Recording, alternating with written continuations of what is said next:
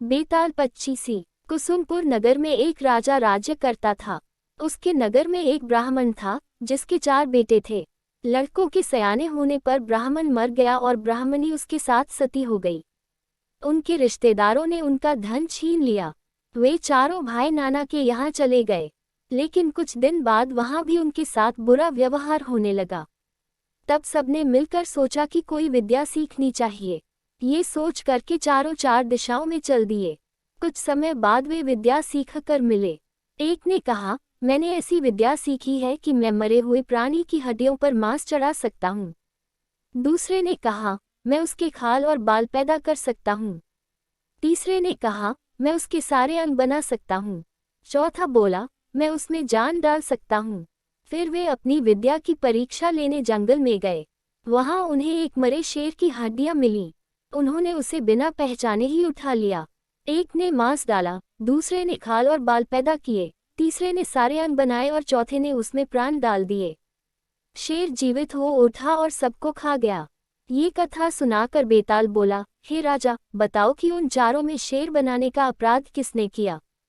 राजा ने कहा, जिसने प्राण डाले उसने अपराध किया, क्योंकि बाकी 3 को ये पता ही नहीं था कि वे शेर बना रहे हैं, इसलिए उनका कोई दोष नहीं है। ये सुनकर बेताल फिर पेड़ पर जा लटका। राजा जाकर फिर उसे लाया। रास्ते में बेताल ने एक नई कहानी सुनाई। कलिंग देश में शोभावती नाम का एक नगर है। उसमें राजा प्रद्युम्न राज करता था।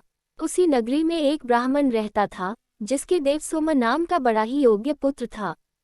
जब देवसोम 16 बरस का हुआ और सारी विद्याएं सीख चुका तो एक दिन दुर्भाग्य से वह मर गया। बूढ़े माँ बाप बड़े दुखी हुए। चारों ओर शोक छा गया। जब लोग उसे लेकर शमशान में पहुंचे तो रोने पीटने की आवाज सुनकर एक योगी अपनी कुटिया में से निकल कर आया। पहले तो वह खूब जोर से रोया, फिर खूब हंसा, फिर योग बल से अपना शरीर छोड़कर उस लड़के के शरीर में घुस गया। लड़का उठ खड़ा हुआ। उसे जीता देखकर सब बड़े खुश हुए। वह लड़का वही तपस्या करने लगा। इतना कहकर बेताल बोला, राजन, ये बताओ कि यह योगी पहले क्यों तो रोया, फिर क्यों हंसा। राजा ने कहा, इसमें क्या बात है।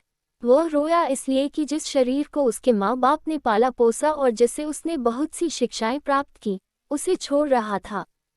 हंसा इसलिए कि वह नए शरीर में प्रवेश करके और अधिक सिद्धियां प्राप्त कर सकेगा। राजा का ये जवाब सुनकर बेताल फिर पेड़ पर जा लटका। राजा जाकर उसे लाया तो रास्ते में बेताल ने कहा, हे राजन, मुझे इस बात की बड़ी खुशी है कि बिना जरा सा भी हैरान हुए तुम मेरे सवालों का जवाब देते रहे हो और बार बार आने जाने की परेशानी उठाते रहे हो। आज मैं तुमसे एक बहुत भारी सवाल करूंगा, सोचकर उत्तर देना। शेष अगले भाग में।